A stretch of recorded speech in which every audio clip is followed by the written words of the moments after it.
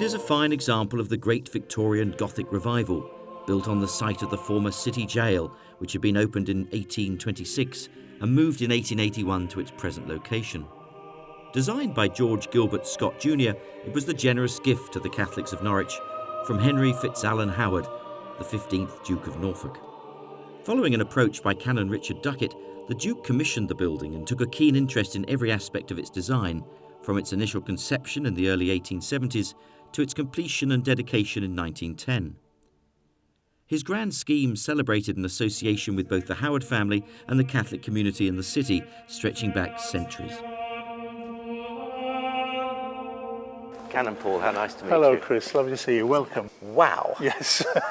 It's stunning, isn't Absolutely. it? And what's extraordinary about it is when you come into St John Cathedral, it's hard to believe it's only just over 100 years old since completion. Yes. What was the style that it was created in? It's called Neo-Gothic, and of course very much at the end of the Victorian period this was a new style to go back to the 13th, 14th centuries.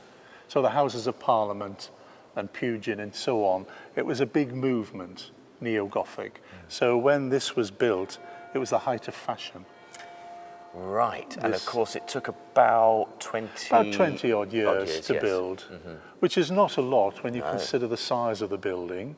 Where did the stone come from? A lot of it's called Beer or Ancaster, and that's in the south of England. But the big prominent features here in the cathedral is this black marble columns, which is called Frosterley marble, and it's from County Durham, where I'm from actually. So it's notable for the fossils and aconites that are in it. And wonderful cross that we have there, what was, as you were telling me. Yes, this is the rood screen, which shows the crucifixion and Our Lady and St John. And this was carved at Oberammergau. Absolutely beautiful workmanship. So that's a very prominent part of the cathedral, this rood screen, supported by two angels, of course, on either side. Oh, yes.